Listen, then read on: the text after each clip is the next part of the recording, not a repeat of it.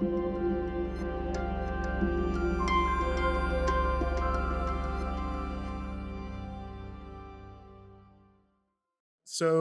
little primer. I was given half hour initially to do this talk, and now I have a full hour. So we're gonna just go through this, and then we'll have a lot of time for Q&A after. So hopefully we can just kind of glide through this and have some interesting discussions on what we're talking about today. So what are we talking about today?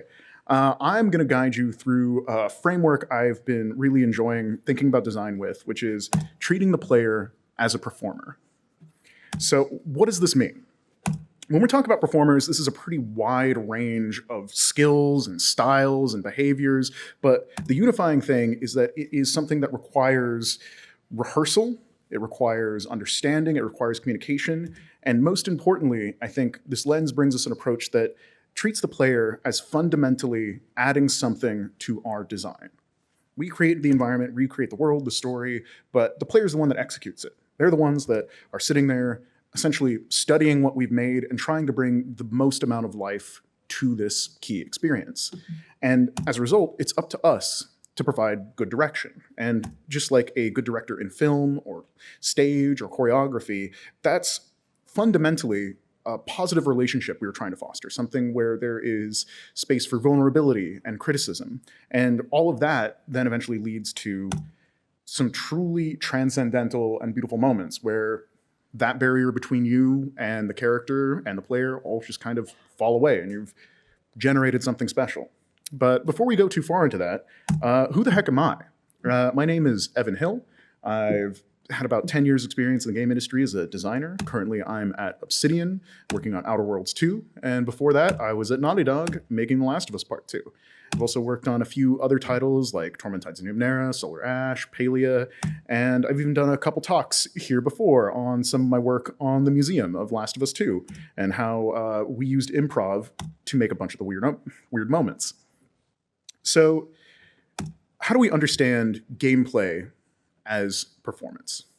The best way I've been able to sum it up is no matter what type of game you're making, be it a rhythm game, a fighting game, or cinematic third-person action game, you've cast the player as the lead actor, and they haven't read the script. This takes us to the first layer, where I think a lot of level design focuses its understanding, which is this demonstration and communication of what and where. Where does the player stand? What are they trying to do?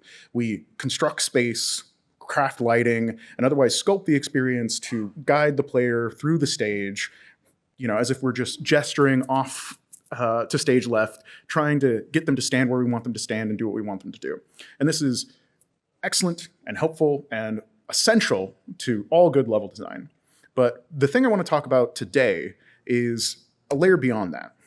Not just the layer of telling the player where to go, what to do, but giving them space to discover how to feel while they're doing it. There's a difference between just navigating a level and fully acting out a scene, a character moment. And what are the things that we can do to better guide players into that experience? So one of the things that's helped me out the most has been reading the work of one Judith Weston. She obviously wrote in this book, Directing Actors, and she's a legend in theater and film. She's basically known as like the director whisperer. She comes in and essentially teaches people who manage actors, performers, and the whole range of a production to be better at collaboration, to provide more consistent positive relationships between all the collaborators on a project. And I think some of her ideas are massively applicable to our relationship with our players. Also, thanks to the work of renowned dog haver and game liker, Tim Rogers, who I think in a lot of his videos has summed this up very elegantly. He talks at length about playing games multiple times just to, on the second or third time, get it right. To do Cloud Strife justice by performing him the best way possible. And this goes beyond just beating the boss as quickly as possible, but literally walking around the right way, noticing the right things, being there for Eris or Tifa, depending on the situation, just with his controller and minor interactions. So again, you've cast the player as lead actor. They haven't read the script. It's our job to be an effective director to the player. But how do we actually do this? So the first thing we need to consider is the dramatic persona. What is the player to this production? What are they trying to do? Who are they? In a lot of games, it's a pretty clear and simple answer. And the result is the often, you feel like X. We've all seen it. We've all played it. We all like it. But what are the things that take us there? What takes us to what I call a critical moment, where it goes from, oh, I'm role-playing as Batman, to I am Batman. And elevates a performance, even on stage, from just a recitation or a rote rehearsal of a set of gestures into a transformative performance. So that's the whole goal of this talk. How do we build towards these critical moments? It doesn't matter what we really call it, whether it's a flow, climax, alignment, or vacarity. We all know what I'm talking about here. We've all kind of experienced it. It's that moment where you feel like you have lived a powerful fictional moment as a character. And it doesn't matter that there was a controller involved. It's that gliding on stage, nailing a performance type feeling. It's when you are playing Batman or Spider-Man where you're just in it, when you're kicking ass or saving the day. And again, we're going to be using Judith Weston to help get us there. Her core philosophy is one of connection and vulnerability and letting go of control. Like, one of the number one things that I think as designers we can relate to is something that directors also feel, is this idea of dictating or micromanaging the experience or just the moment-to-moment delivery of what we've crafted. And I think if you read anything from her book, one of the best takeaways is just letting go of that. And I've kind of synthesized that into like a 6-step process. The first is pretty much the easiest. It's going to be communication. That's the clarity and the type of what and where we've talked about earlier. The next, though, is this idea of cultivation. Not only just providing the player with space to navigate, but space to rehearse, space to express and experiment and kind of do the dry run of, say, the boss fight, do the dry run of that big, intense story moment so that when they finally get there, they feel prepared, they feel aligned. And then we take that alignment and we push on it and push on it and push on it with pressure that takes the player from just doing rote rehearsals to actively being the thing, doing the thing without having to consider or plan. They're just in it. And that all comes together through our composition to create that critical moment. Let's get started. What do we mean by communication? For me, the best way we can describe it is facts and motivation. Facts are just the stuff on the ground. What is happening? What are the obstacles? But motivation is the much more difficult element of that, which is, how do I actually convince the player that they should do the thing that I built the level for? Like, to want to save the day, to want to get to the end, to want to mess with the gardener. And I think the first step to that is clarity. Again, going back to like this essential core of most level design. This clarity is the fundamental. If you do not have this, you're going to be lost. Players will not be able to navigate. They will not be able to advance the story, advance the game. It's critical, essential.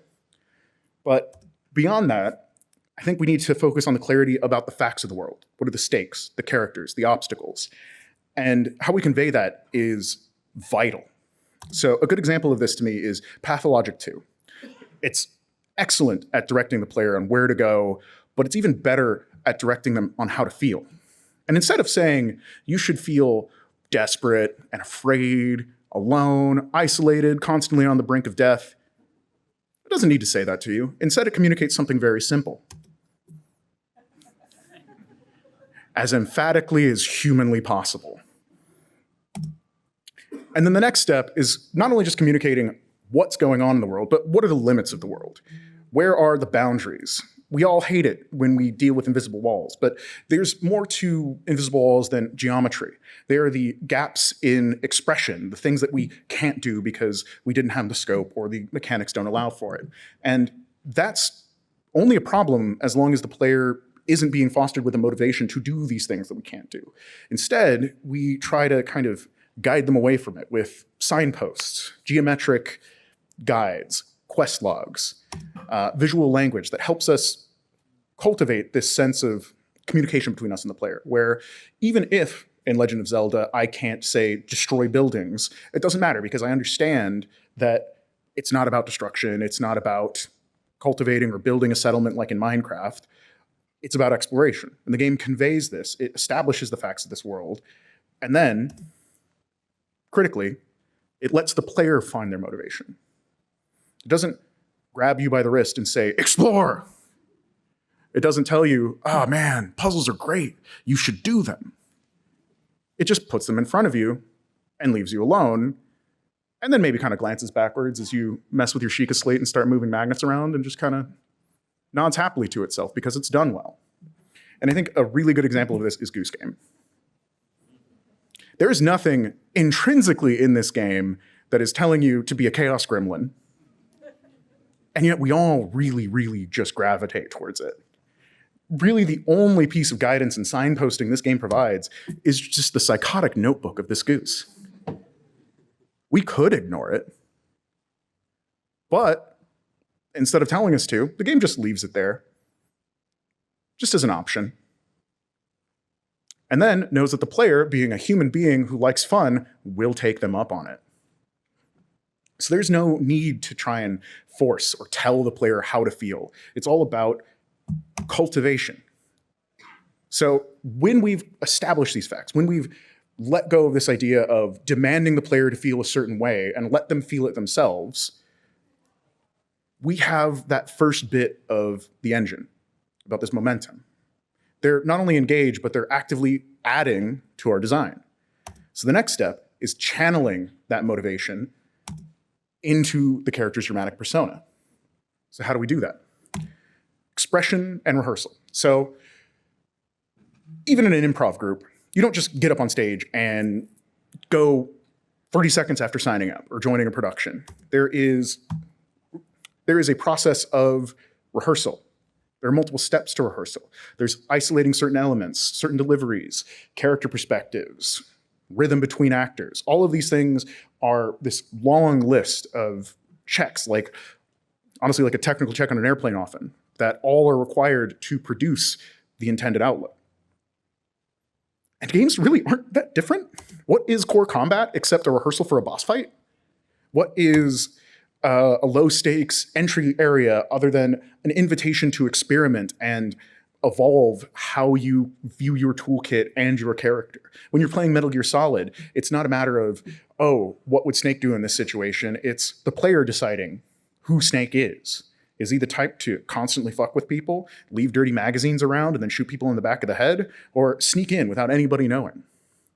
And core combat allows us as designers to give the player the space to explore and develop. It lets them customize and prepare in the same way that an actor can cultivate a dramatic persona for their character. Like, what's this guy's accent? How does he gesture with his hands? How disagreeable does he come off? Or is he much more of a quiet, threatening presence? Like, you only just need to look at how many different variations of Shakespeare characters there are to understand the depth and the breadth that this perspective can lend us. And you see it a lot in games too. Like, really, what is a skill tree and a perk tree but providing the player with ways to validate their choices for their dramatic persona in the context of our systems? What is crafting if not preparing and customizing for what's to come? Like, there's this pre-engagement, this idea of like, oh, we're gonna have a fight scene later apparently. I'm gonna have 18 explosive arrows and it's gonna get messy. And it all leads to this idea of playable choices. And this is actually Judith Weston's terminology, not something I'm synthesizing for games. It's the idea that you are presenting your actor or your player with this open space, a blank page to help render out what they feel is valid for this character. This does not necessarily mean dialogue choices or any kind of branching narrative at all. This is the thing that I was talking about earlier, the expressions, the gestures, the rhythm of how a person's delivery goes. Because fundamentally, most theater is linear. Most theater is not some kind of branching dialogue. And yet, People love acting. People like all the variations of the performance. And I think games can better utilize this framework for interactivity. Great example of this is seen all over Naughty Dog. Take, for example, in Last of Us 2. We just have this seemingly small throwaway moment with Bear. He brings you a ball, you're able to interact with him, and there is nothing stopping you from playing with him for 20 solid minutes. There is nothing stopping you from ignoring him entirely. There is nothing stopping you from taking the ball and throwing it over the fence and listening to him whine. And all of these things help you, as a player, define to yourself who Abby is. It's not to say like, oh, Abby's evil or all these other things. Like, this is right after you get control over her. Like, there's a strong argument that all of those options are valid for Abby. Like, she's having such a bad day, or she doesn't want this dog to have a good day, throw. She needs a pick-me-up. She's going to play with him for 20 solid minutes while everybody else around her is waiting for her to get the mission started. Or just ignoring the little guy because she's a little too busy. But notice, the player is the one deciding that. That is not the narrative team, that is not the level design team. They simply provided the stage for them to act this out. So, we've channeled the player's motivation, we've given them tools to express themselves. What's the next step? It'd be one thing to just let the player go off in any direction and kind of scribble all over the screenplay and make edits and additions wherever they want, but fundamentally, we're still putting on a show. We're still putting on a game. We're still trying to build on our vision. So the next step is one of alignment. Alignment is when the player's dramatic persona adds to the designer's vision. And I think this is a really important way to look at it. A lot of us, even myself included, early on in my career, it was much more about, oh, how do I get the player to do what I want? How do I get the player to just do the thing so that they feel the way I want them to feel and do the things that I want them to do because they're my, little dollhouse toy and I am the master of this world, versus, holy crap, they did what? I never even that, to me, is way more interesting and way more vital and way more aligned to what makes games so freaking special. That feeling that you're kind of generating and adding to this game in a meaningful way. I think that's why live streamers are as big as they are, even for linear games, for any type of thing. Like, there's this performance quality just intrinsic to any genre, any style, that is compelling in and of itself, even if you don't have an audience, even if you're just playing by yourself at home. I think all of us can relate to Tim Rogers' expression that, like, wanting to play a game the right way, to be the character the right way, authentic to them, authentic to the story. And this goes way further than just your standard, premium narrative games. I think the best example is Doom. The original Doom did not need a story, and yet many people came away from it with this deranged vibe. And it just fed back into itself, into the modern era, where it just owns it and provides every tool in the kit to make sure that you like to rip and tear. And the way it does that is with good feedback. Different games have different styles of feedback too. Some games can be pretty harsh, intense even, where there's this almost clawing quality to it, where it's just gonna grab you by the heartstrings and rattle you. Some games are kind of like Hitchcock. Toby Fox, I'm looking at you.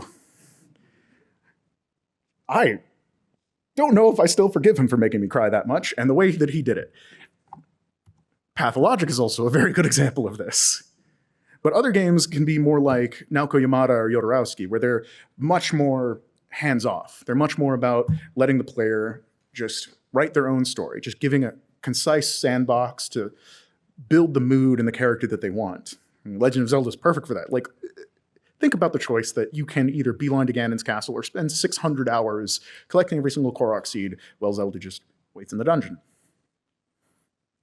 They're fine, both ways. But the next question comes, which is, what is good feedback? To me, good feedback is about clear response. It's presenting a set of options and new choices, and I think most difficult, making it the right scale, the right size. Some good examples of good feedback: Goose Game. Like, it's very hands-off. It doesn't punish you in any way for not doing all the gremlin stuff, but the positive feedback, the immediate joy of watching somebody scramble around dealing with your shenanigans is just so enticing that you eventually just opt in to this mental framework that the game asks you to.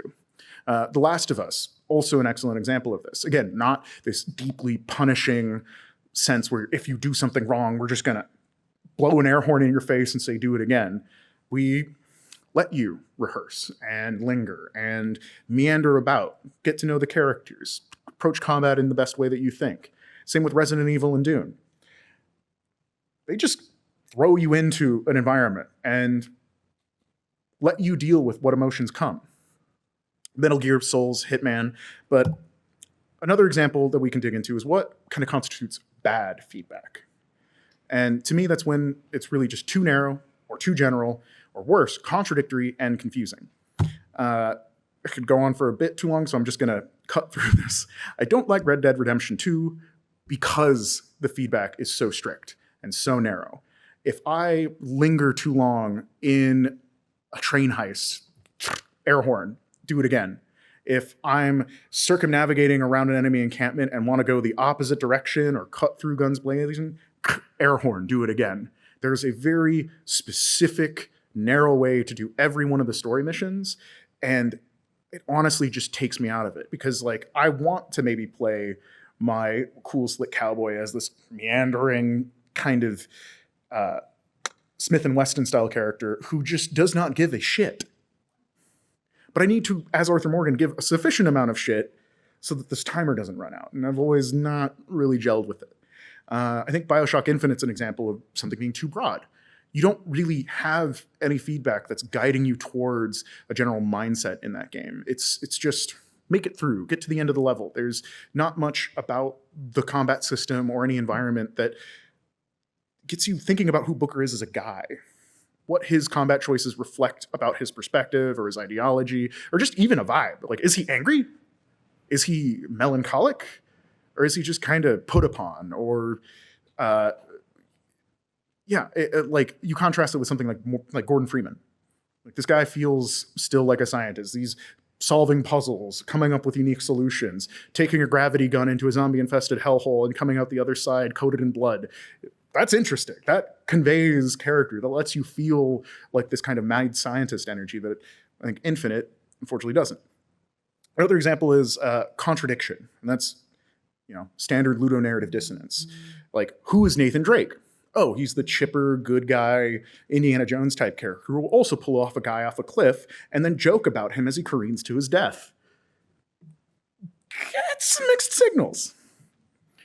But that then kind of drifts us to pressure. So we've given the player feedback. We've gotten them to align with our vision. We've gotten them to express motivation. We've given them clear sets of what to do, what the boundaries of the game are. And then we push them. We throw them into intense situations. We limit their choices. We limit their time to react. And this is where things get interesting. Because, just like with Jude Leston's framework, this type of pressured, risky situation leads to extreme or unconscious actions.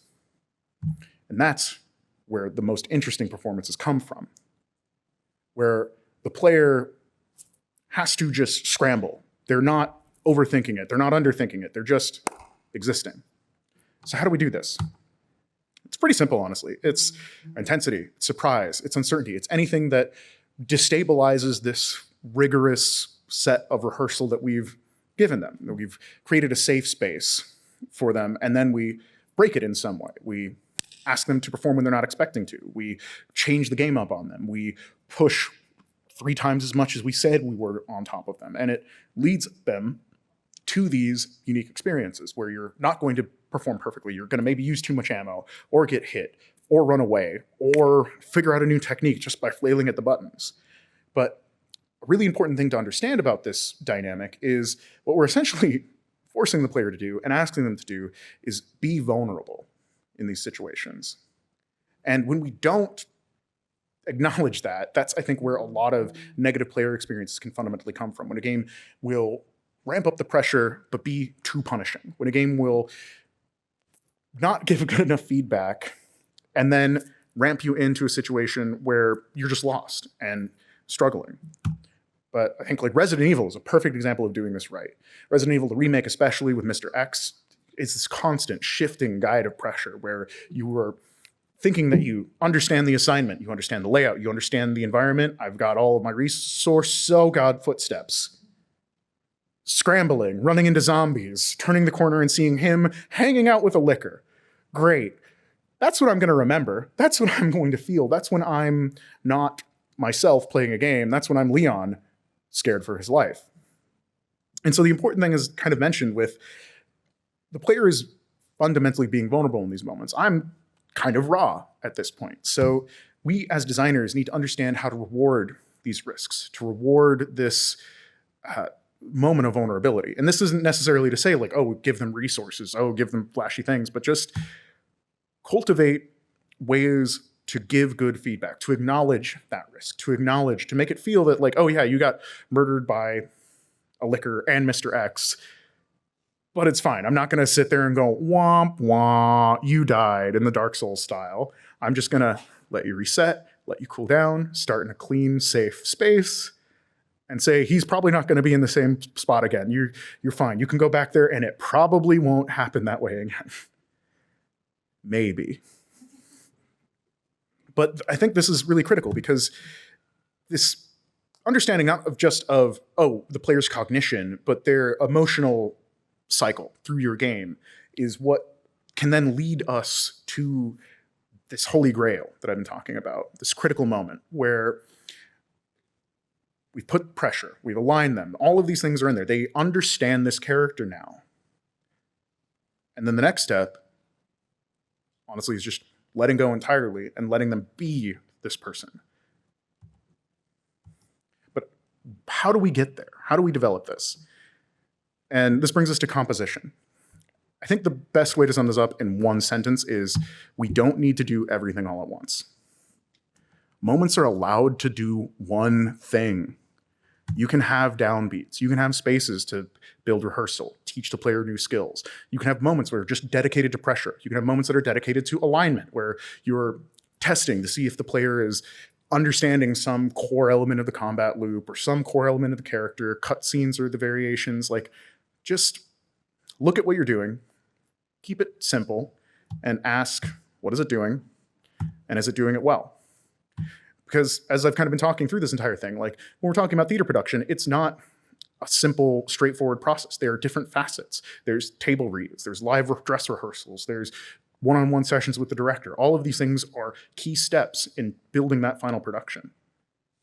But I think also importantly of like this doing one thing at a time thing is we're able to present to the player new facets to explore. It's when we do things like increase complexity, demonstrate diverse content. We're able to allow the player to sink further and further into the breadth of a dramatic persona or a style of play. You know, we give them places to rehearse and prepare to kind of, again, cultivate this character. And for like some really in-depth process on this, I would recommend my 2 other talks on Last of Us 2 Museum. There's basically a lot of what we're talking about just straight there. That style of composition, that rhythm of storytelling that then leads us from who am I, what am I doing, to I am Ellie or I am Joel. I'm living in this moment. And that's where we finally get the critical moment itself. So as I've talked about, this is that space where you feel like you're living a fictional moment. It's more than maximum pressure or the climax of a sequence. It's a substantial act that changes or radically defines this persona that the player has been cultivating for this entire time. Really key examples of this is like the end of The Last of Us. This is you being Joel and demonstrating to yourself, to him, and the world what that means. And I think most critically is what's not in this screen. There is no press X to kill the surgeon. There is no direction. The player can do it without it because they've built trust with us as designers and them as performers that they got this. They understand what's going on. And that authenticity, that style, that format of moment brings is some of the stuff that stuck with me the most in my entire gaming career. Like, I'm still not over the end of Metal Gear Solid 3.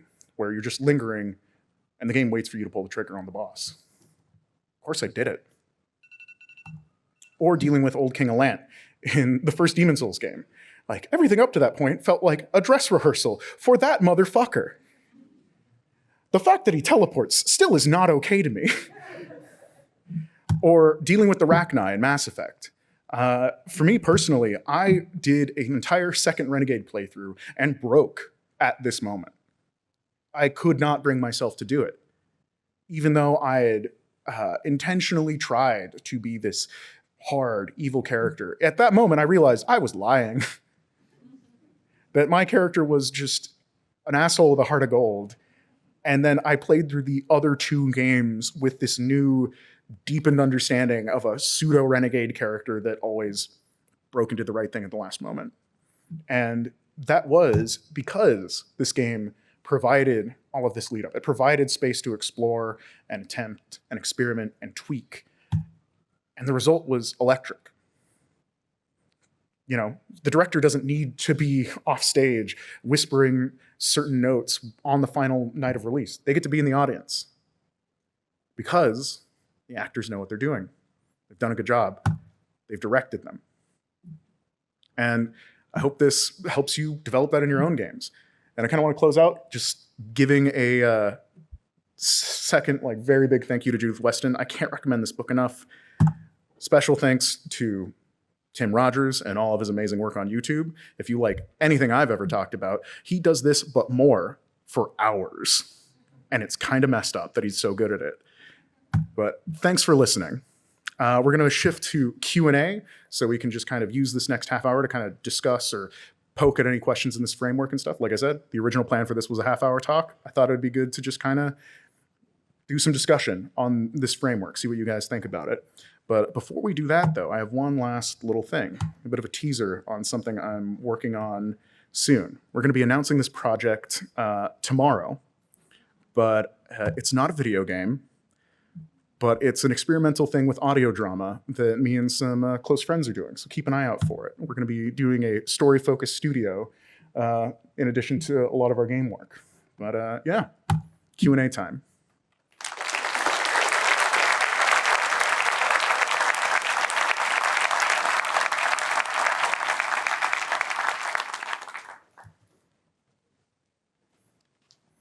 Thank you for the talk. It was very good. Thank you. So I wanted to ask about the idea of building up the dramatic persona as the main character.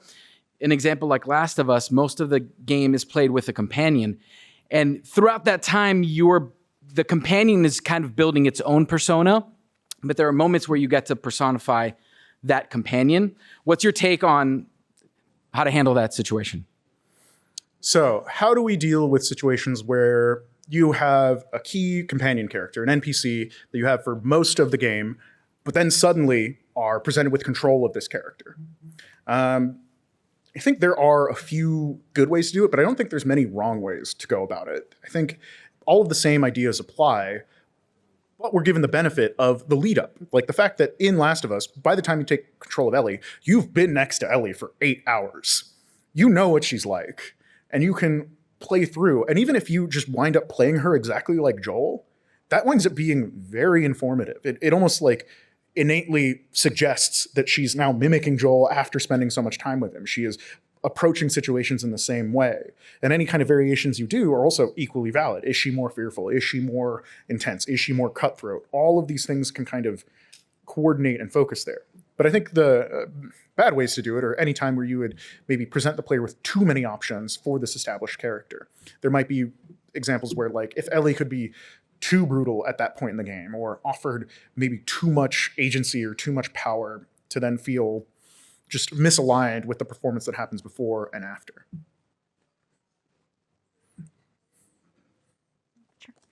Hi, thank you so much for the talk, especially as a user researcher, like seeing the player become the actor just like was words for the soul. And I was wondering actually how like play testing or concept testing and like speaking to players kind of led you to this, you know, players as an actor. Yeah, so I think I think you did actually hit on what really did lead me to this framework. So the question was, how does talking to playtesters and players kind of inform this perspective? And I think fundamentally it was seeing how similar the conversations I was having with not only my colleagues who were playing things, but players of work that I've built and contributed, and hearing it over the years or just in the cycle of playtest, where it started clicking that, oh, hey, I've read about something that feels similar to this, and I've also directed actors myself, and this feels more close to that than not. This feels more like, somebody who really did add to a production in the same way that my colleagues did. Somebody walks up and says they had an amazing time with a game that I made, and it kind of, I feel like it has a similar vibe to somebody walking up after performing in an off-Broadway production of your show and saying, oh, I loved being this character, thank you. And even though there's this degree removed, it's still this idea that I am able to provide that relationship, that feedback loop to somebody to help them not just perform well, but also articulate the emotions that are embodied with that character well. And that's the other thing that maybe, like, if I were to expand this talk about that importance for the player themselves to perform a character, it's not just a matter of like, oh, I'm doing something on stage, but there's something cathartic and deeply therapeutic about performance, and that we get to provide that to players with this vulnerable, consistent relationship through game design. Thank you. Hi, thank you so much. I was wondering if you had any thoughts in terms of allowing the player to feel comfortable being vulnerable with the emotions that they may feel or that you may want them to feel, however you want to think about it. When playing games, especially maybe ones that are not, that actually do require more vulnerability for you to feel just as a person. You need to feel more comfortable to feel sorrow or melancholy or whatever it is than the joy over killing monsters in Doom or whatever. How do you apply the ideas in your framework to like priming players to get there the time that you want them to, rather than just kind of dumping this request upon them? I think that's a great question. So for the audio's sake, the question is, how do you compensate or build towards environments or situations that are fundamentally more emotionally taxing or vulnerable? It's one thing to get the player aligned with having the joy of killing a cool monster, and another to deal with the loss of a loved one.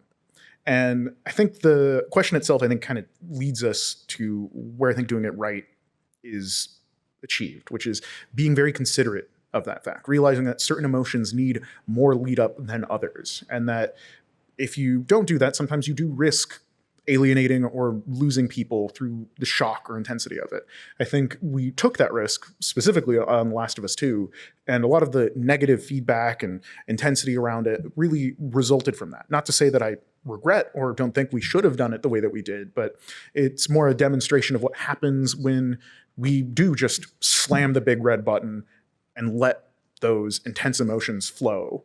And for those that have played the game and enjoyed it, I think the aftermath, the grieving scene, where Ellie is cuts to Ellie at the grave and exploring the house, is what we tried to do to provide that space to feel very vulnerable. It'd be one thing if we just cut directly midday to Seattle to Ellie slicing and dicing up people. Like, that would not have worked. Instead, we let you grieve. But for some people, the lack of a lead up was going to be fundamentally alienating, and that was a risk that we deliberately took. Thank you. Hi. I was curious about your thoughts on games that sort of start with that pressure moment before you give the actor a chance to rehearse the role. So like games that start with you fighting a boss you're supposed to lose to, or like Dead Space, where almost the first scene is when everything goes wrong and you don't really have a chance to get into the character first. Mm-hmm. So the question is, what do you think about games where it just starts with pressure? Like an example of being classic Demon Souls, classic Dark Souls, where here's a big bad monster, you're going to lose to it immediately, or Dead Space, where it just starts with the alarm on.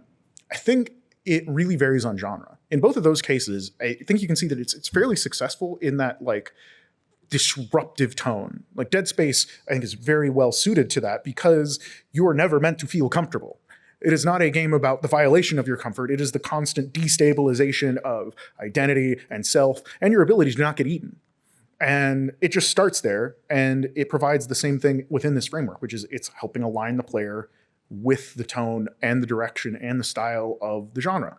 And then the same thing with Demon Souls, where, yeah, you can't win this boss fight. And even if you do, we're going to kill you with a chest afterwards, because we are not playing the game that you think we're playing. This is a game about failure. And so cutting to that, getting that as quickly as possible, I think is vital. If it was the same setup, but an hour into the game after drip feeding and being only positively reinforcing to the player, I don't think the franchise would have kicked off. It would have just been, well, it was fun for the first bit, and then derailed the entire thing with the giant demon. So I think there's a time and a place for that. And it really is just why I think approaching it as a framework is important, because depending on the genre, depending on your goals, starting with pressure works or doesn't. It's very contextual. Awesome. Thank you.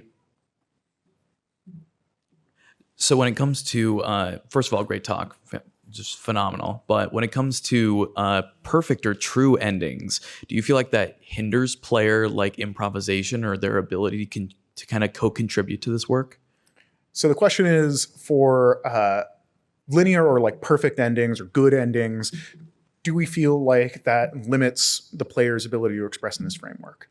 I would argue mostly no, honestly. Kind of expanding on what I was talking about, like with the end of Last of Us 2, and like with any good performance, it's often less about the branch or the final state of the world versus what is the actor actually contributing. They're contributing timing, tone, approach, and it cannot be in, I think, games that have a perfect ending or a linear ending. It's important that that critical moment is not, do I choose to end this race or blow up this building or save these people? And more like Metal Gear Solid 3, which is all about how long does it take you to pull that trigger? How many times do the gears spin in Snake's head before the game ends? And that's the type of thing that I find most compelling to me as a player. The ending of Mass Effect 3 was not the part that hooked me the most. The most interesting thing was a lot of the preamble, a lot of the moments where I'm in the thick of it, performing Commander Shepard, even in combat, where I'm deciding how he's navigating through a situation. What's the timing? What's the tone? What's the approach? And I think, yeah, servicing that is the way to go when you have a perfect or linear ending. Thank you so much. Hello. Thank you for the talk. Bear with me with this question. It's a little hard to phrase. How do you think this framework applies to games without an explicit dramatic persona? Games where you are creating or projecting into the character and there really isn't a whole backstory or a character that's provided. Do you think this framework works for that, or does it not? So the question is, what about games without an explicit dramatic persona, where there is no Spider-Man for you to be? I think from hearing your question, you can add to this. Like a good example of this might be things like a rhythm game or a fighting game, where there's less a explicit character for you to inhabit. Another example might be Civilization or RimWorld, where you are more this overseeing manager. But I think even in discussing that, we can start outlining that even in the case of something like a rhythm game, one of the most popular rhythm games of all time is Guitar Hero. There is still this intrinsic property by the fact that you have a human playing your game that they are going to play as somebody, be it as the superstar version of themselves or the maestro on the DJ Max panel. There's this quality of it where they're cultivating and trying to perform as somebody. Otherwise, why would they keep trying to perfect it? Why would they try to build this sense of mastery for themselves? Fighting games, I think, present the same type of thing, where you see, like, at its height, you have somebody like Daigo, who is his own dramatic persona through Street Fighter. Thank you. Yeah, so my question is kind of building off of a couple other ones that I think just got asked, but in terms, actually almost sort of an opposite case from the last one, and just that In the case of strongly linear games, right, often ones that have really strong themes or messages, like, for example, The Last of Us Part 2, I think there's a big camp of people that sometimes feel like, well, this doesn't feel fair that I'm being told by the game, like, that, oh, you did this thing and you should feel X, Y, and Z reason for it, because I didn't have any choice and there was no other way to progress in the game. And I've not necessarily been in that camp, but I'm curious if you think that there's sort of a way to use kind of the techniques you were talking about to, rather than letting the player sort of express that character in their own way, sort of putting them in the shoes of that character and getting them ready to think like that character and feel like, oh, I did do that thing, even if they didn't really actually have a choice to do it. Yeah, so I think the distilled version of that question is, how do you really get to that moment that we've been talking about where, say, we're doing something that maybe certain players might not agree with out of hand? How do we take them and put them into the player's shoes enough that they build and are kind of agreeing to do the thing? I think fundamentally it's one of alignment, kind of as we talked about in the talk. It is providing not just the raw facts of the matter. And I think that's the approach that you kind of highlighted, where it's how do you put your player into the shoes of this character? You create a situation like the beginning of Last of Us 1 where, yeah, sure, you could stand around holding Sarah, but everything is on fire and zombies are running at you. Those are facts of the matter. So you run to the place that's not on fire. You don't need any kind of prompting or alignment with that. But as with the previous question, that's also a much more immediate, easy to ramp into emotion than I'm going to kill every person I see in Seattle. And I think fundamentally, there's also something that I think like applies to theater casting as well, which is kind of being okay with that. A lot of people are going to have different needs and timelines for that. And it's essentially impossible to cover everybody. In the same way that like certain actors might not be good for certain roles, not because they're bad actors, but because the range or the style of the character just doesn't align with their personality or their style of performance or their range. And I think Last of Us 2 kind of presents something that reached a scale where enough people play it where we couldn't ever produce a wide enough bucket to get everybody totally aligned with it 100% of the time. And I think, not to say that I think the process of doing that was perfect. I feel that, yeah, there are some valid critiques on how quickly we try to get you to shift into Ellie's mindset, because I think there was, fundamentally an interesting disconnect between the way the designers of the first game were writing Ellie and understood Ellie and how people playing as Joel perceived Ellie, which is kind of an interesting dichotomy there. Like Ellie was always this like violent, intense type of person. That's why she mauled David the way that she did. Like she was always this on edge kind of vindictive individual who, by interacting with Joel, was raised to become better. But a lot of people's perception of Ellie was in that myopic view that Joel had for her too. And I think there was a little bit of a disconnect there that, yeah, some people maybe needed more of a ramp because they weren't just reckoning with Ellie as herself, but Ellie as them, as Joel remembering her. Cool. Thank you so much. Hi. So I wanted to ask something that might not be following a similar train of thought, but how do you feel about things that bring single player experiences, players' experiences kind of together without having to directly interact with one another? The example I'm thinking of is like the end credit scene of Nier Automata, where you're asked to wipe your save in order to help players actually finish the bullet hell to complete the game. Are these sorts of things gimmicks, or are there like meaningful ways to connect players together? So the question is, are pseudo multiplayer experiences like the end of Nier Automata interesting ways to connect people together? I would say more often than not, yes. But I think it's worth kind of emphasizing like how interesting and poignant of an ending that was to Nier Automata, because I think it fits really well into this critical moment framework. The game presents you with a choice that the entire game feels like a rehearsal towards making. Like this idea of sacrificing yourself to help somebody else, giving instead of just going through, after especially being helped.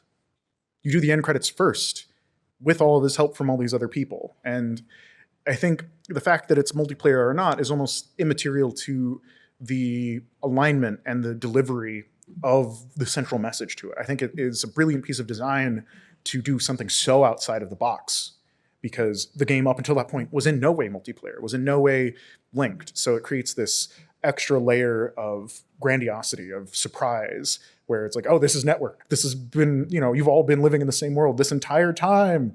Oh my God, it's almost like we've been talking about that this whole time.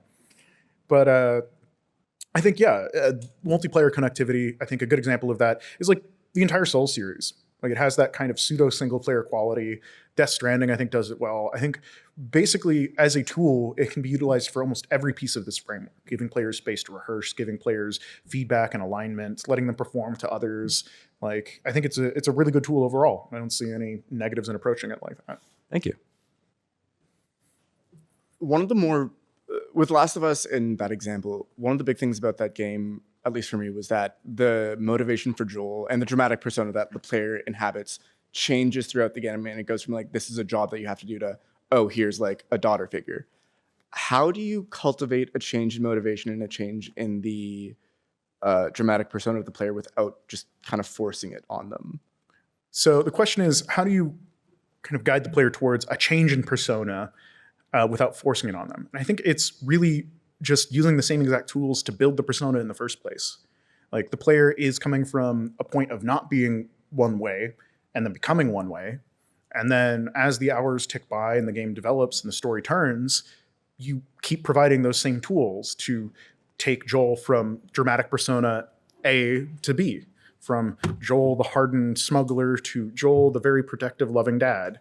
Because not only are you living through those moments of change with him, because you're fundamentally already aligned, you're already being guided through these things, but then we're just using the same tools over again to not just affect you, but affect Joel. He's given feedback from the world. He takes risks and is receiving like punishment and reward for it. He is interacting with Ellie, and it is providing how he sees the world and how he changes. He's basically going through this exact same framework at the same time as we are, and in a way building a new persona out of it. Okay, cool. Thank you. Hi, fantastic talk, and totally agree. Judith Weston's awesome. I'm going to reread it through a different lens now. Thank you. I was curious what you think about the designer as a director in a multiplayer experience. Is there anything that you would do to effectively model this for a multiplayer game? Yes. So the question is, how do we look at this framework specifically as the designer as a director for multiplayer games? And I think there's a lot that can be applied. It's really just a matter of how the community and the extra material around it gets structured. As personally as a fan of Valorant, I think Riot has done an excellent job kind of cultivating and building what it means to play Valorant, what it means to be an agent, what it means to operate inside of this sport by like a lot of its marketing material, a lot of its design choices, its aesthetics, and then also just how it runs its esports, how it cultivates and builds certain types of character stories and player stories, so that like when you sit down to play Valorant, you have that sense of like, all right, we are going to be this intense tactical team. Nobody's going into Valorant to be like, we're going to goof off like it's Among Us. We're going to throw grenades all at once. Like, a lot of people just kind of buy in and align to this like way of playing the sport well. And I think, yeah, the best way to think about that is as a multiplayer game, I think fundamentally you have to consider a lot of the stuff outside of the core experience itself, and really deal with things like community management, marketing, extra material, and that can provide a lot of these same things. But you have place to rehearse, you have training modes, all these same types of things, and I think it's all relevant. Move this back a little bit. Hi there. I want to thank you for your talk. I really enjoyed it. I wanted to ask you if you feel like there might be some inherent risk by playing so hard into all of these different methodologies to get the player aligned with the character, especially in instances like Prototype 2 with Alex Mercer or Last of Us Part 2, where then it feels like a different actor is playing a similar character because it's a computer-controlled character at that point. And it feels like there's that dissonance of what you felt like when playing that character in a new story. So the question is, do you feel any risk of trying to align the player to this character, giving them ownership over something that then you rip away from? So an example is you play Alex Mercer in Prototype 1, you define who he is, but he's a very different character potentially in Prototype 2. In Last of Us 2, you play as Ellie and then perceive Ellie outside of your control and what happens when there's a misalignment there. I think, yeah, fundamentally there's a lot of risk in that. Anytime that you're, as I said, it's the same amount of risk I'd feel that you recast a main character with a different actor. I think there are ways to approach doing it, which is, again, being really tight and concise with the alignment, with the style, with the focus of what's happening, so that you and the player will always be on the same page when it eventually happens. I think Alex Mercer is an example of such a radical shift that it was, I think, kind of unresolvable. But where Last of Us 2, I think we did a decent enough job to kind of showcase how your actions were perceived more than like, oh, Ellie's doing 3 more days in Seattle and she's getting even more murdery than you wanted to be murdery with her. Instead, it's feeling more of like the consequences for your actions. So I think that's a very fine line and an interesting consideration, because it's fairly uncommon, but definitely pretty relevant. And I've felt that in a lot of other games. Like I think Metal Gear Solid 2 is kind of a good example where Snake's kind of a dick. Yeah. Like Devil May Cry 4, you got Dante who's just super silent all of a sudden. Yeah. Yeah. Thank you. So I think we're running out of time, and doesn't look like we have any more questions, so I can let you guys out a bit early. Thank you again so much for listening. If you found this format and this talk really helpful, I hope you guys rate it pretty well, and I'll see you around the convention soon.